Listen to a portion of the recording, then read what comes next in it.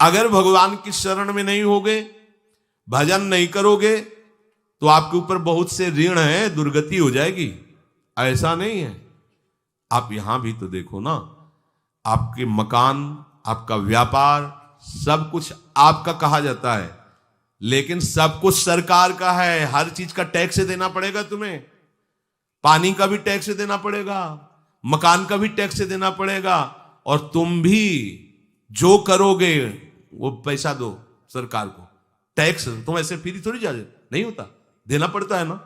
आप मान लो नौकरी कर रहे हो कि हमारी नौकरी करे, तो उसमें सरकारी टैक्स कटेगा आपका, क्योंकि आप सरकारी आदमी हो, भारत देश के वासी हो।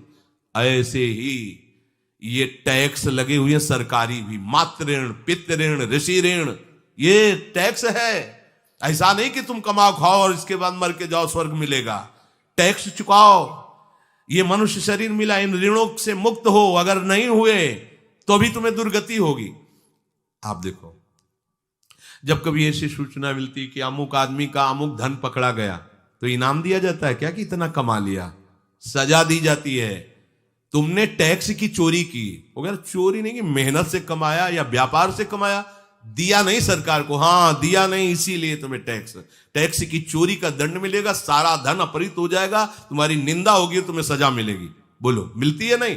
ऐसे ही ये लड़का, बच्चा, पत्नी, पुत्र, परिवार जो भी है, ये सब श्री भगवान का तुम्हें टैक्स देना है। क्या टैक्स देना है? भगवान की शरण होकर उनका सुमिरन करो, सारे ऋणों से वो मुक्त कर देंगे। एकादश स्कंद में कहा है, मेरा भजन करने वाले का कोई ऋण नहीं रह जाता। और नहीं तो महाभारत में ही प्रसंग आता है, एक जरत्कारु नाम के ब्रह्म ऋषि थे। ऋषि और भक्त में बड़ा अंतर होता है। वो तपस्या प्रधान, जैसे दुर्वासा ऋषि तपस्या प्रधान थे, वो बाल ब्रह्मचारी और तपस्या से युक्त एक दिन भ्रमण कर रहे थे, तो आवाज आई, मेरी रक्षा करो, मेरी रक्षा करो। तो उस आवाज की तरफ बढ़े तो देखा कुएं में उल्टा लटके हुए हैं बहुत से ऋषि, और एक केवल तंतु है, एक केवल तंतु है जिसमें दो चूहे लगे हुए उसको भी काट रहे हैं, एक काला और एक श्वेत। तो उन्होंने देखा और दयालु हो गए कि ऋषियों, मैं तुम्हारी कैसे रक्षा कर सकता हूं? तो उन्होंने कहा कि ये जो दो चूहे हैं रात और दिन हैं, और जो हम लोग हैं ये तुम्हारे पितर हैं।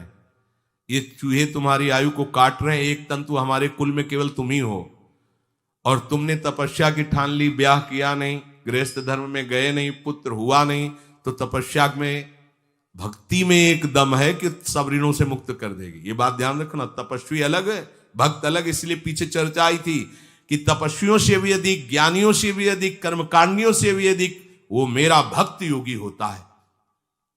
तुमने तो ब्याह किया नहीं, तो अब ये तंतु रात दिन तुम्हारे जीवन को काट रहे हैं, जहां तुम खत्म हुए हम सब नरक में गिर जाएंगे। पितरों ने कहा, तुम पितर ऋण से युक्त हो, मुक्त तभी होगे जब ऐसा करो। वो दृश्य खत्म, अंतर ध्यान हो गया। वो बड़े दुखी हुए कि क्या करें। तो उन्होंने मन में निश्चय किया कि एक ब्याह तो करूंगा पितरों के उद्धार के लिए। इतने बड़े तपस्वी हैं जरत्कारु जी, बड़ी महिमा है, लेकिन बात यहां फंस गई, पितृ। उन्होंने मन में निश्चय किया कि कोई आके अपनी कन्या दे दे और उसका भी नाम जरत्कारु हो। मैं बिल्कुल भरण पोषण नहीं करूंगा, और कभी हमसे कोई प्रश्न ना करे। ऐसी अगर कोई कन्या देगा तो मैं स्वीकार कर लूंगा। अब ऐसे ना नगर जाना है, ना किसी से बात करनी, तो वृक्षों से कहते अपने पितरों के उद्धार के लिए मैं चाहता हूं कि कोई पाणी ग्रहण संस्कार करा दे, कोई हमारे नाम की कन्या को दे दे, और ऐसा ऐसा व्रत है। ऐसा ही बोल रहे थे कि वासुकी नाग उपस्थित हो गए, और उनकी बहन का भी नाम जरत्कारु था। उन्होंने कहा, सुनिए महाराज, मैं नागराज वासुकी हूं, सब देव रूप में, कोई ऐसे नहीं सांप वैसे वाले, देव रूप, और सुंदर कन्या जरत्कारु। बोले, ये कन्या मैं आपको समर्पित करता हूं, हमारा सौभाग्य होगा आप जैसा महर्षि हमारी बहन का पति बने। इसका भी नाम जरत्कारु है, और आपकी जो इच्छा है कि मैं भरण पोषण नहीं करूंगा, तो मेरे पास संपूर्ण वैभव है, आप भी पधारिए, मैं आपका भी भरण पोषण करूंगा, अपनी बहन का भी। तीसरी बात, मेरी बहन इतनी शास्त्र सम्मत आराधना से युक्त है कि वो कभी आपसे प्रश्न ही नहीं करेगी, तो उनका स्वीकार है। प्रसन्न हुए, चले गए। काफी समय तक उनके महल में रहे। एक दिन जरत्कारु अपनी जरत्कारु पत्नी की गोद में सर रख कर ऐसे लेटे हुए थे, सो गए।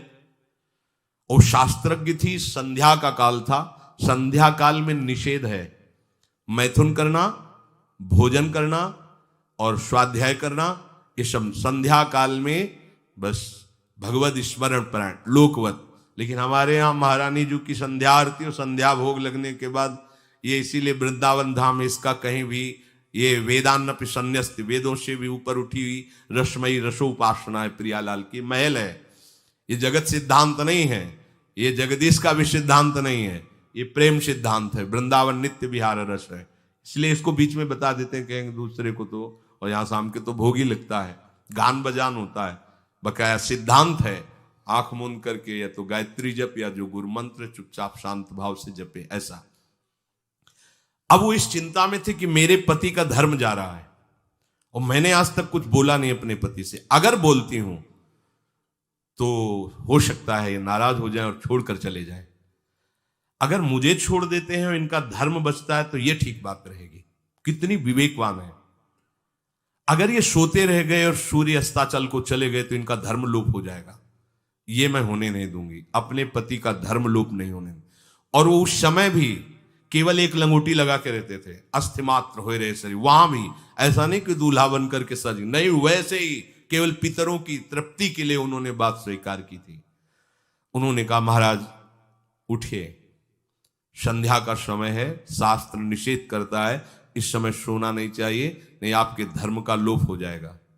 महाराज उठिए, सूर्य अस्ताचल को बस पहुंचने ही वाले हैं, उठिए।